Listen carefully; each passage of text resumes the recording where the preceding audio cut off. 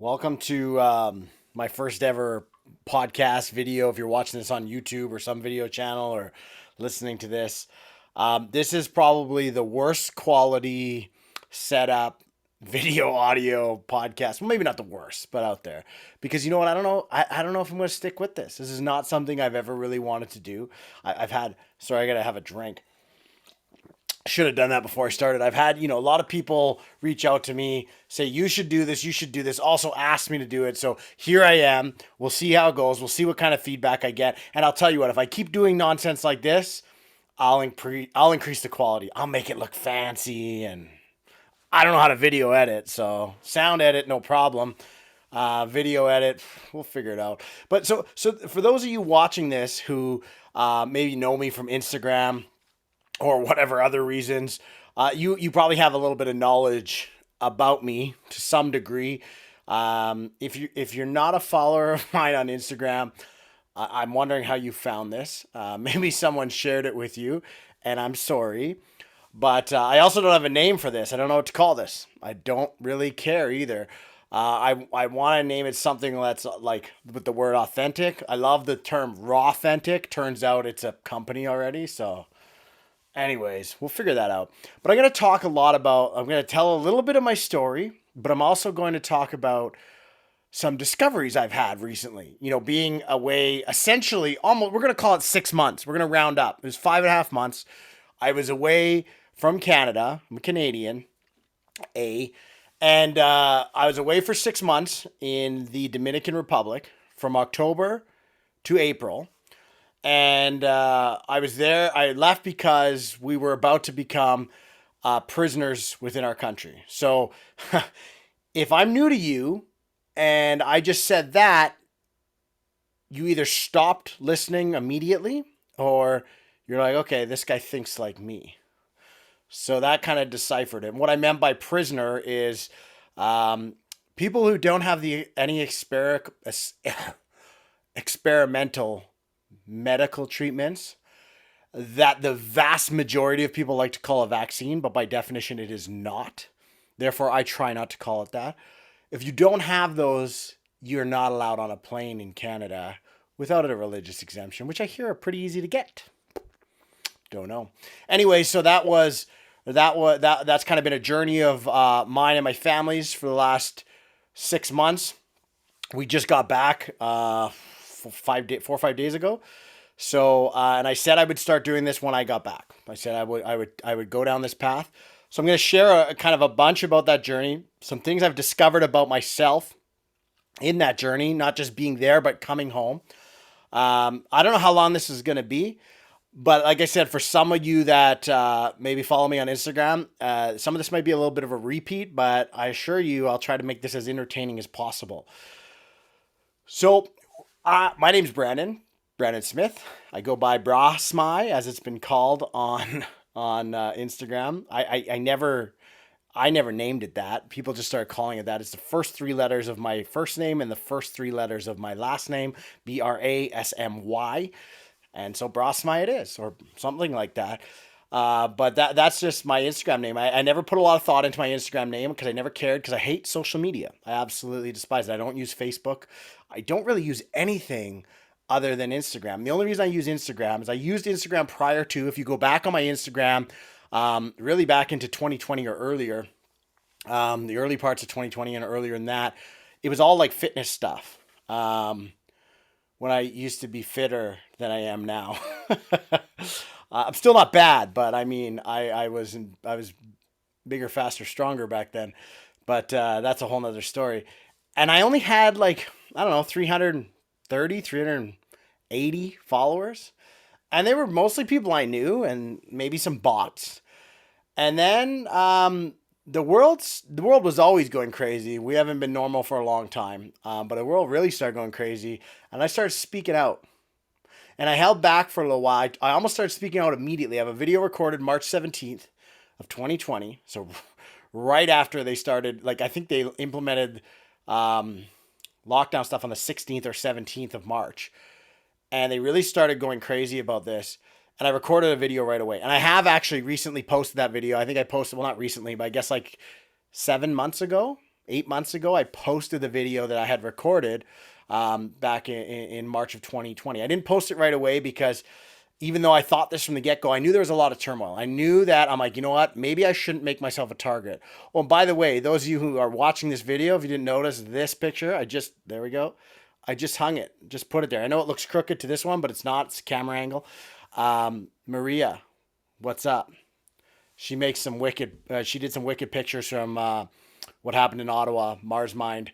And I appreciate it. And when I get a real setup, if I keep doing this, I'm going to put up a print of something of hers because I love it. I love this picture, especially for many reasons. That one right there. Anyways, so yeah, I started speaking out and I lost, I don't know, maybe close to 100 followers, a dip below 300. And a lot of those people were people I knew in person. What society would consider smart people, educated people, PhDs educated, like educated.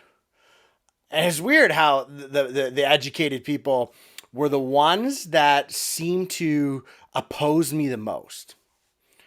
And you can draw your own conclusions on that. I'll probably talk about my opinion on that in future episodes as I do this. But I got a lot of attacks and I got a lot of hate from people that I was shocked, like good-hearted people that just couldn't handle the fact that I had a difference of opinion. I never once tried to change their mind. To this day, I don't try to change people's minds. I'll try to wake people up. Not so much anymore, but through information. But if someone says to me, like, I just disagree with you and I believe this, I'm like, okay, good. Cool. Yeah. No problem. I'm not trying to cancel them. I'm not trying to control their life. I'm not trying to tell them what they can or can't do. My business partner in my traditional business, him and I have a difference of opinion on this. We don't agree. We literally have told each other, he thinks I'm an idiot. I think he's an idiot. But we don't care. We not only do we conduct business together, our business has exploded and continued to grow through this because we were able to put aside our differences. It doesn't matter. He doesn't try to convince me. I don't try to convince him. That doesn't mean we haven't had challenging conversations. Say, hey, well, have you ever thought about it this way? Have you ever thought about it this way? Both sides, we hear each other out and we move on. What's wrong with the world that you can't have conversations like that? How did we get in a world where someone has a difference of opinion than you and it's got to be a war? They either have to think the way you think or they're dead to you. I just don't understand that. And it doesn't matter what side you're on. If you think the same way as me and you want to cut people out of your life because they have a difference of opinion, we are not the same. We're not. I mean, if you want to cut people out of your life because they're toxic and they did some bad things, okay. But just because they have a difference of opinion doesn't mean you should cut them out. Whether you agree or not, whether you think they're stupid, whether you think your research is valid and theirs isn't, who cares? Who says you're right? Who says I'm right? I mean, we like to believe we're right. I do believe we're right. They do believe they're right. And that's okay. So I lost all these friends that I considered friends. Some of them handled it well. They just like slowly drifted away. They disagreed with me, whatever. I knew that. They didn't say anything. They kind of like unfollowed me on Instagram or just kind of like drifted away or just like turned off my feed. They still follow me. They turned off my feed. And that's okay. And I'd still consider those people friends today because they think they went about it in a proper way. I mean, they didn't feel they wanted to address it with me. That's okay because maybe they didn't know how I'd handle it. I think the best way to have handled it said, hey, man, we disagree and we could even have a discussion. We could part ways, say, hey, we just disagree on the subject. Let's still be friends. We don't have to talk right now while this is all getting sorted out. But so many of them, and I know a lot of you watching or listening to this went through the same thing. You got ridiculed. You got attacked. One of these people that was a PhD in cellular biology attacked me when I talked about the PCR test and came on in my comments and told me how irresponsible it was when I talked about cycle threshold.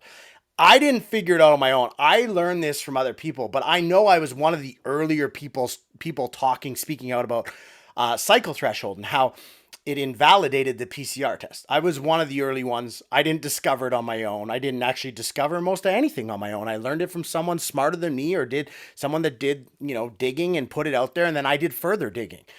I am not it's not about I with me. So if you don't know me, you'll learn that fast. I don't need credit. I don't want credit. I don't need accolades. I don't care. And I got attacked by this guy who told me how irresponsible I was to spread this misinformation. No one called it misinformation back then, really. And I was so irresponsible in society to spread this stuff. And how he works with PCR tests every day, and we tried to have a pretty civil conversation, but it just didn't get ugly. But the worst thing about it is when all the news came out officially, like started to roll out 6, 9, 12 months after this debate him and I had about this, when they kind of started admitting the truth about PCR tests, cycle threshold, all these things. Do you think I got like a apology for the public berating that I received? Do you think I even received a private message saying, "Hey man, I see things a little differently," or "Yeah, I see now that there's new sign. I kind of maybe came at you a little harsh." Not even not doing it to apologize, just maybe like a half-assed. No, of course I didn't. And that's just wrong. And maybe he doesn't care enough. Maybe he didn't value the friendship enough to come back to that. And that's fine. That's okay. My feelings aren't hurt about that. But I guess we're just different, because you know what? If I am wrong about something, I'll go out of my way after the fact. Even if I haven't talked to that person in years, I'll go out of my way after the fact to reach out to them and say, "Hey, I screwed that up. My bad." I've apologized to people 15 years later for things I did as a punk teenager. Just when I see it, I say, "Hey, that was way wrong." They didn't have to bring it up. Because these things I've thought about as I've grown, and I've thought where I've gone bad. And I'm not saying I'm perfect. I'm just saying it was amazing. So anyways, I lost all these so-called friends. I was attacked. I was berated publicly, as most of you were. And I just didn't shut up. I couldn't shut up. This is the one area where I couldn't shut up. And then slowly over time, my followers started rising. Not because of me, but because of my message. I'm just simply a vessel. I'm a vessel that provides information in an effective manner. And so they followed my information, not me. It wasn't about me.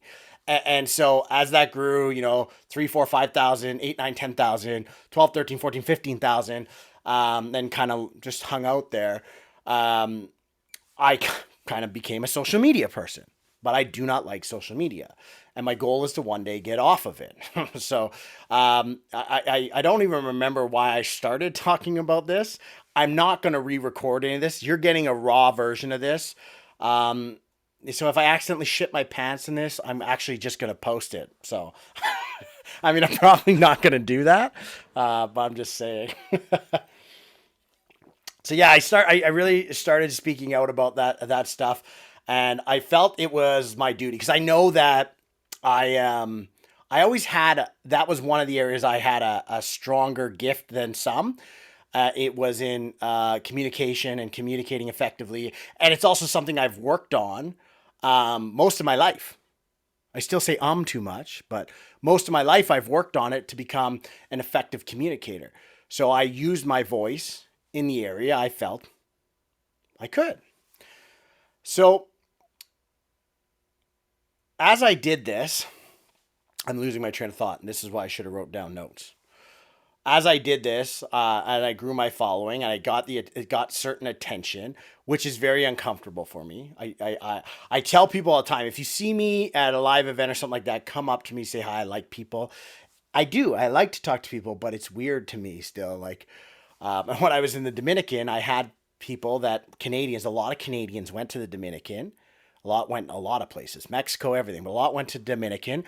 And I had people that knew me only a couple times. Like, I'm not saying I'm a celebrity, but 2 or 3 times, people that weren't part of like the group we kind of went down with, I'd say, "Hey, I know you from Instagram." I'm like, "Yeah, probably."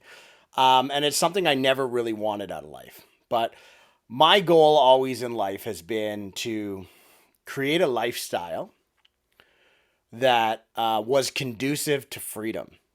So that's where I was going with this point. Was I was never a social media person. I'm a person that's kind of always distrusted the system. I remember I saw a documentary, whatever you want to call it, when I was about 16 years old. I'm 38 now. You might be thinking, this guy's older. I'm 38. When I was about 16 years old, I saw 15, 16, somewhere in there, so a while ago, I saw a documentary about how the moon landing was faked. Um, and some of you maybe agree with that. Some of you maybe don't. I encourage you to check into it and form your own opinion. I'm not going to tell you I'm right or you're wrong, but I believe the moon landing was faked. If you say, well, I can't listen to anything this guy says because we disagree on that, cool. I don't want you around me if you can't accept the fact that we might disagree on certain things. I don't know anybody on this planet I agree with on everything. Not one person. But I still have great friendships. So I realized the moon landing was fake. I did more research into it. Then I watched, as I was just out of high school when 9/11 happened. And I remember exactly where I was while watching it, how it went down, just like I'm sure almost all of you do on here. And then I remember, at least I believe the first, everyone says Zeitgeist was the first one. Loose Change 9/11 was before Zeitgeist. And I saw Loose Change 9/11. And if you haven't watched it, watch it. I was like, well, Twin Towers, the attacks on 9/11, the Pentagon, that was all an inside job. And it wasn't just that. And if you disagree with me on that, that's fine too. Doesn't mean we have to hate each other. That doesn't mean that I stopped right there. I don't just watch one thing and be like, that's right. Just like with the moon, I start doing research. I start doing my own digging and look at it from both sides, and I come to my own conclusion. Guess what that's called? Critical thinking. And so I realized that the system was completely broken. So that, I guess, that was my introduction to being what society that doesn't know how to handle critical thinkers calls conspiracy theorists. That was my introduction. Then through that, I kind of got lost in the pursuit of money. Young guy, lost in the pursuit of money. By societal standards, I'm an uneducated idiot that should be working for minimum wage for the rest of my life. I technically have a grade 9 education, 36 credits shy of a high school diploma with 0 English credits.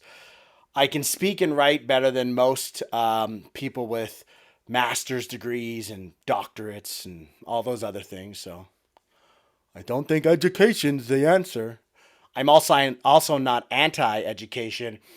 I'm anti the education system. I think people need to. I'm very educated, just not within the system that most people believe. So I'm technically, I should just be this failure of society.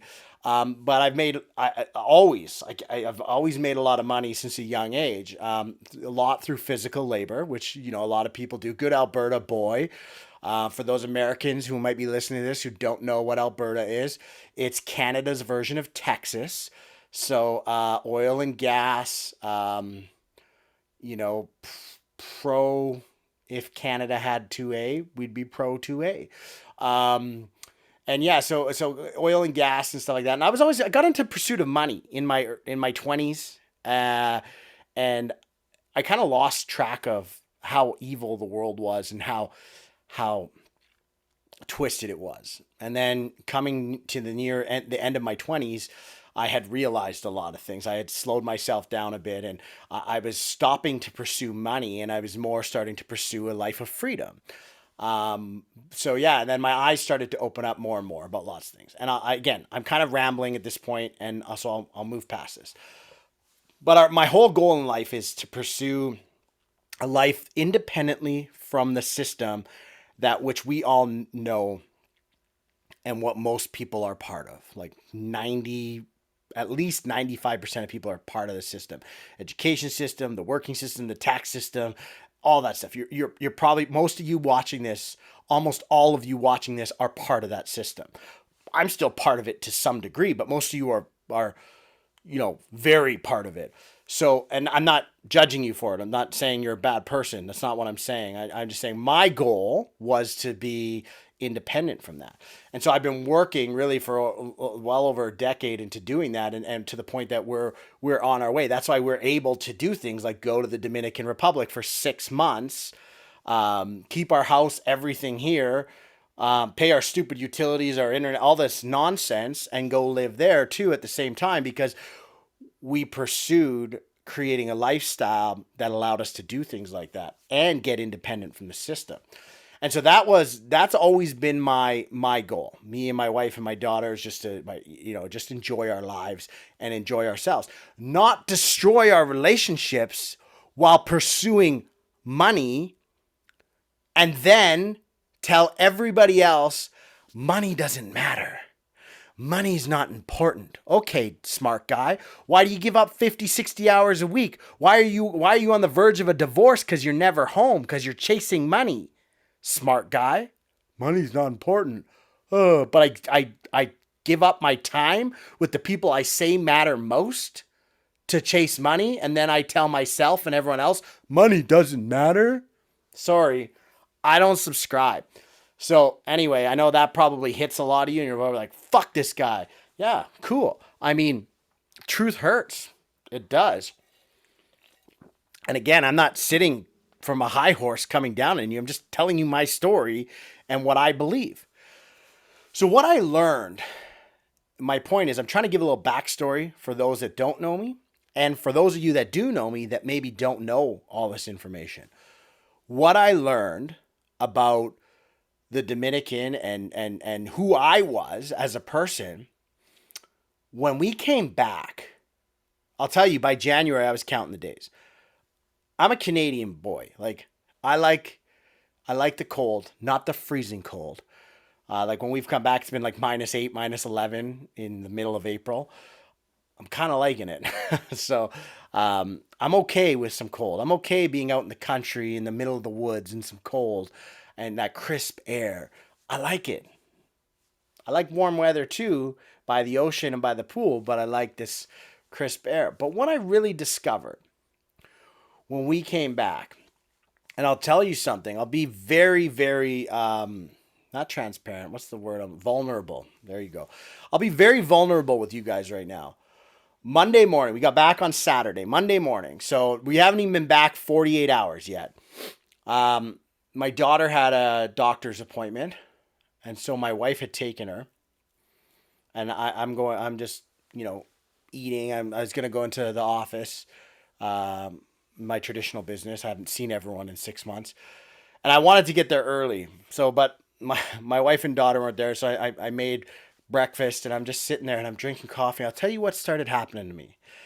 I started thinking and I started crying. Like, not like I didn't get emotional. I started crying.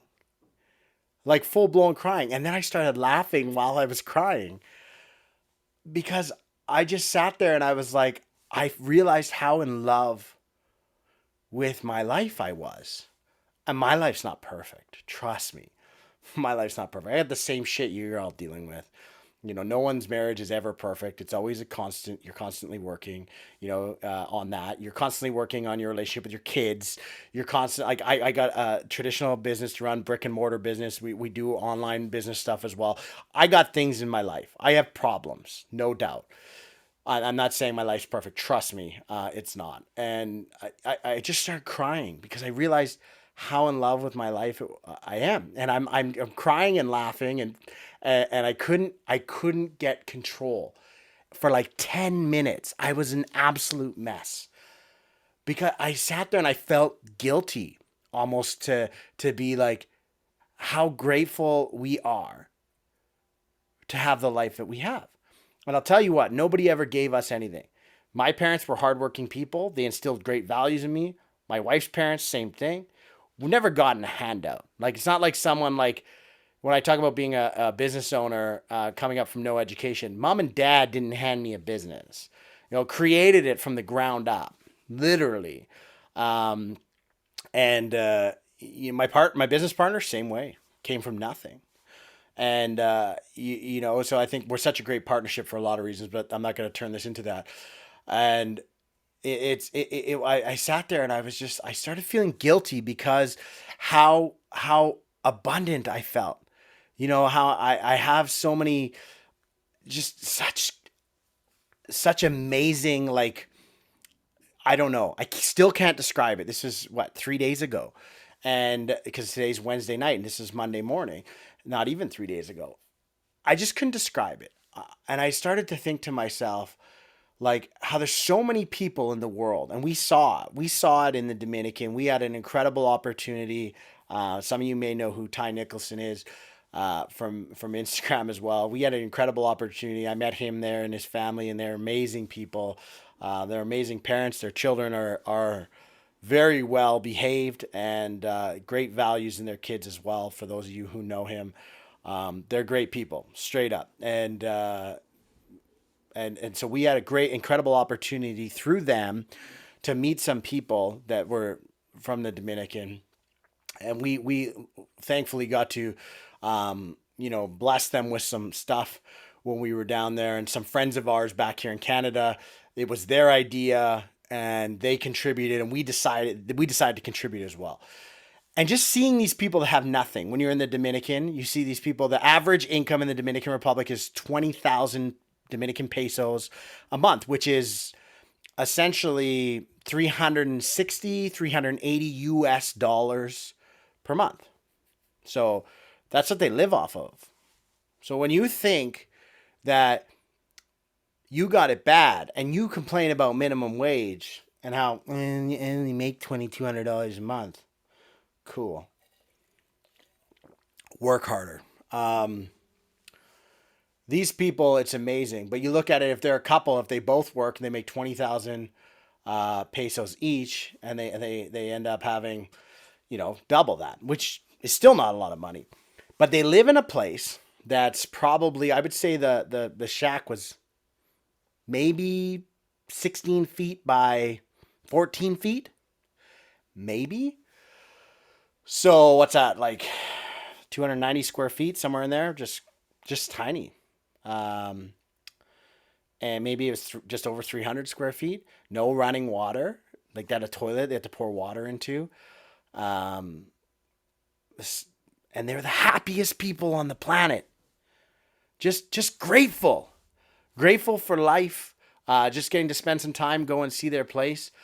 And you know what? They pay 4,000 pesos a month, which is hilarious in a way, because if the couple both work and they make 40,000 pesos, they're paying rent 10% of their income, where most Canadians pay 40 or 50% of their income. That's how disproportionate we are as Canadians, Americans. We pay this astronomical amount of money for rent. Even if only one person worked, they're only paying 20% of their monthly income towards, rent. So you sit there and say, oh, they got it bad. Well, yeah, they do have bad because they have a small little place. Yeah, I get that. And you're like, well, I got this big fancy place. Yeah, do you need it? But it was just amazing. So I'm sitting here crying, thinking about all this, and crying and laughing, crying. And I just realized how grateful I have and how much I love this country and how important it really is. It really started to hit me how important all our hard work has been over the last, we really started opening our eyes to, like, really setting up our lives so we could do these things, 11 years ago. We've done a lot of work. I was a lot of the problem that kind of slowed us down, but we've really been focusing and getting really serious about this about 5 years ago, which is around a time where, we went through so when I talk about financial rock bottom, I could probably beat most of you when you talk about your struggles financially. I've put it all on the line and lost. So I've done some things, and so about 5 years ago we started really focusing and doing things, and I'm just so grateful that we chose to do that. And my whole point, my whole message of this, what I want to wrap up with, if anyone's still listening, because this was somewhat disorganized, my whole message that I'm trying to get at is, dig your well before you're thirsty. Because it's not a matter of if, it's a matter of when. it's a matter of when your parents or somebody you care about who's 20, 30, 40 years older than you is probably going to need financial assistance, or your nieces and nephews, or your brothers and sisters, or your aunts and uncles are going to need some sort of assistance financially, whether it be because of medical issues, whether it be because of just living issues. How many of you watching this, go ahead if you're listening to this by yourself, raise your hand if you want your mom working at Walmart greeting people when she's 70 years old. I don't think any of you raised your hand. If you did, I got questions. Because I'll tell you something. I worked in the financial industry for a long, long time. I know, an uneducated guy in the financial industry. Weird. And I've seen probably more credit bureaus than most people on this planet. Hundreds of thousands of people's credit bureaus. And I've talked to them about certain things when they're trying to get loans. They're 70 years old. They're trying to borrow money. They're getting CPP and OAS. For those of you who don't know what that is, it's Canada Pension Plan or Canadian Pyramid Plan, because it's the definition of a pyramid. It really is. We can debate that later. And OAS is old age security, Social Security in the United States, old age security here, and they're that's their source of income. They make like $1,200-$1,400 a month on it, and they're trying to borrow money to get a car because the car that is older than me, that they've been driving for the last 12 years, they can't do it. It's gone at the expense bill. It's going to cost too much to fix. It's not worth it. They don't have any income. Their credit's terrible. And well, why don't your kids help you out? Oh no, they can't. Their credit's worse than mine, or they're too financially strapped. Or I mean, was this everybody's goal in life? What was this everybody's goal in life, to get in such a shitty position that the people that took care of us, the people that, if you're watching this, just look at the screen right now. The people that took care of us as little babies, the people that changed our diaper, that picked us up when we were crying, that fed us when we were hungry, that picked us up when we fell off our bicycle, scraped our knee, our hearts got broken. The same people that did all that, they were there for us. Maybe your parents weren't there for you, and I'm sorry. I'm sorry if you can't relate. But let's break the chains if they weren't. Let's be better. Be the bigger person. But these same people that took care of us, you want them to suffer when they don't have the physical ability, or maybe the mental ability, or like to provide for themselves anymore? Because at some point, this person that took care of you this much deserves the break.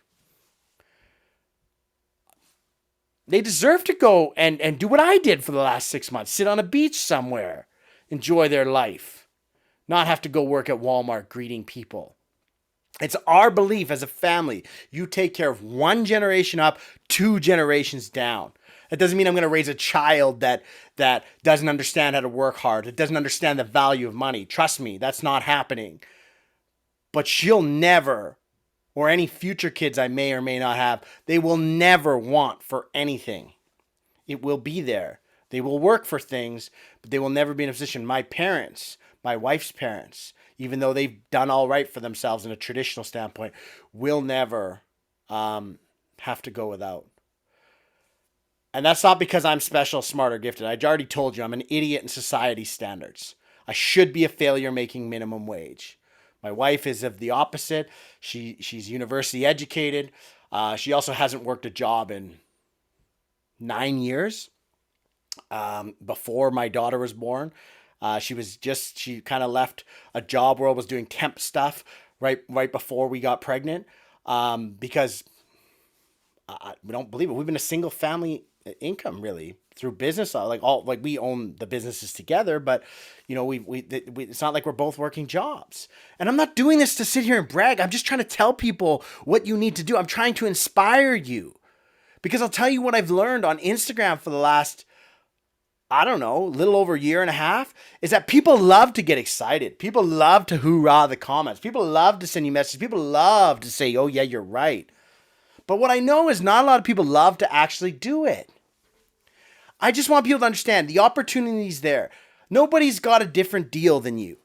Don't play the victim card. Don't play the race card victim. Don't play the mental health card victim. Don't play the addictions victim. Don't play the my childhood victim. Don't tell me I don't understand. I didn't tell you my whole life. I gave you a synopsis, a simple summary of it. I have issues too. We all do. And if your childhood was horrible, guess what? Yeah, you're a victim of circumstance. But once you're out of that house, whether you chose to get out at 15, 18, 23, 30, once you leave that environment, you can no longer be a victim of that. You now have control. Yes, you're going to have damage you have to fix and repair, but you get to take control of your life. The I didn't get an opportunity, or you don't understand, or you don't get my story is all bullshit. I'm sorry, it is. There's somebody else with a worse story than you and a worse experience than you that's proving you wrong every single day. So why don't you, if you have this issue that's preventing you from going out and creating the things in life that you really want? I'm not talking about chasing money, being rich. You're like, oh, this guy's all about money. I'm not all about money. I'm all about taking care of people that matter to me, which I need money to do it. Instead, why don't you go find somebody that has the same debilitating issue that you use for your victim card? Find that person that's gone and been successful and reach out to them and say, hey, this is my story. I went through this. Or this is my history, or this is what I'm going through. I can see that you went through similar things.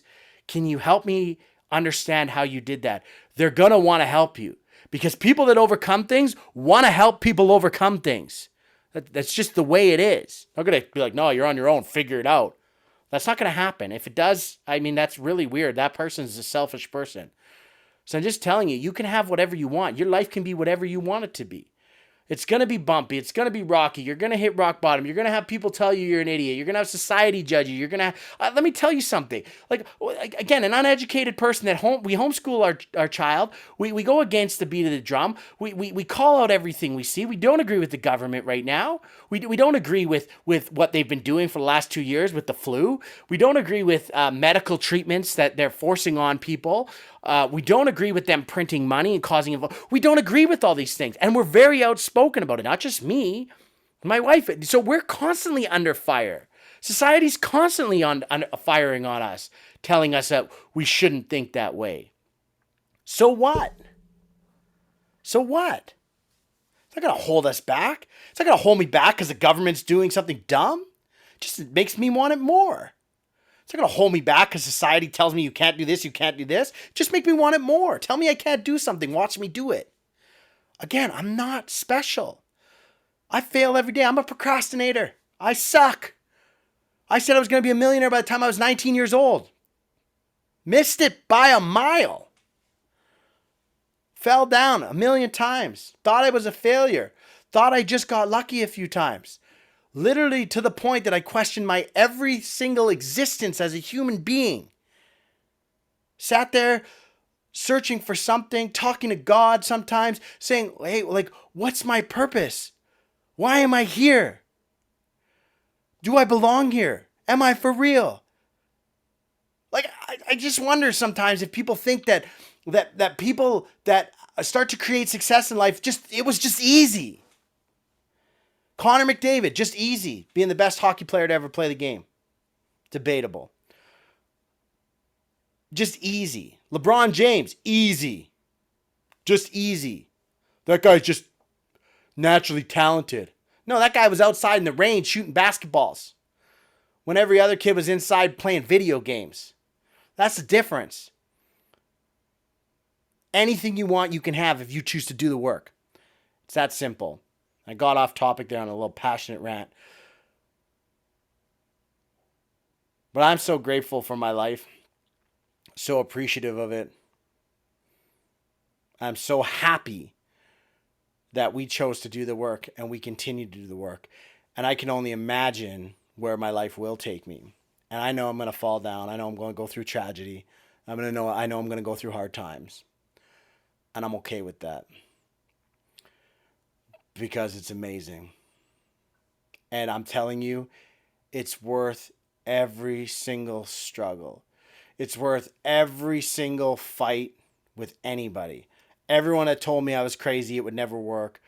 The amount of stress it put on a relationship because you're learning to work together and build a business and actually value your marriage, because you're supposed to fight in your marriage. If you're not, there's no more passion. I'm not saying you're supposed to punch holes in walls and throw pots and pans across the house. You're supposed to have healthy debates and arguments. And we learn to develop that very well. We can now go have an hour-long argument and without raising our voices. I mean, I'll raise it about as much as I have recording this because the passion comes out, but I'm not screaming and yelling so the neighbors hear me, and neither is my wife. So it was worth it. It was worth all those arguments, and we still have them. It was worth it all. And that's what I'm trying to tell you. Go and do it. It's worth it all. Create the life you want. And for those of you who are still here listening to this and maybe don't know me, I'm a preparedness guy. I'm going to talk a lot about things in moving forward if I keep doing this stuff, if I get good feedback about preparing, again, getting independent from the system. I know I referenced that a little bit here, and that's through business ownership, creating businesses. You get to get out of the system. You get the ability to have freedom so you can homeschool your kids. You have different tax rules. Everyone's complaining about the taxes in the world and what the government's doing. Well, why don't you start setting your own rules? I mean, you still have to adhere to the rules somewhat with a corporation, apparently. Even though I have no problem with taxation, I have a problem with government overreach with the taxes that come in. And that's the problem. I know a lot of people say, nobody should pay taxes. Well, we could debate that too, as long as you have common sense. We can have a healthy discussion, but I'm okay with taxation, just not government overreach. And government overreach is rampant. So what I'm trying to get at is breaking free from that system. The key to breaking free from that system is not being a slave within it. I don't care what your job is. I don't give a shit if your job pays you 80 grand, 100 grand a month. I don't care if it pays you $800 or $1,000 a month. As long as you work it, as long as you're a slave in it, it will control you. You will do what it tells you. How many people got this experimental treatment? Not because they were afraid of a flu, but because they were afraid of a job. They were afraid of losing a job. They were afraid of not being able to travel. They were afraid of judgment of family and friends. The vast majority of people got it for that reason. The vast majority of people got it for that reason. Because you are a victim of the system. This was just the first one. They're going to do this again in a different way. Don't believe me? Come talk to me in 3, 4, 5 years. Tell me I was wrong in 3, 4, 5 years.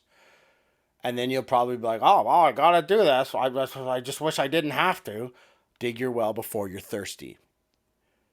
Seize the opportunity. I'm not telling you to quit your job and go start a business. I'm telling you to start a business outside of your job. When I started my brick and mortar traditional business, I'll tell you, my partner was at the business and I was working a job and setting it up so I could pay him on certain things and I could make money for my family. Because that's what it took. Thankfully, we got traction very quickly.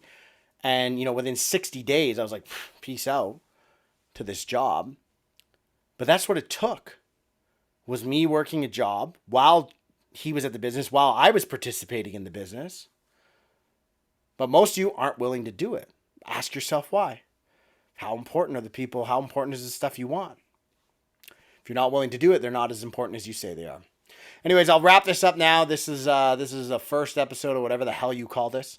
If you want to, wherever you're listening to this, I mean, you can reach out to me on Instagram. I'm going to put this on YouTube, I think, and probably BitChute and Rumble, and I don't know where else. I'll probably put it on podcast streams. This is my first time. I'll figure this out. So I don't know where the hell you just listen to this or watch this, but feel free to reach out, comment, give me feedback. You think I'm an idiot? Tell me I'm an idiot. Good.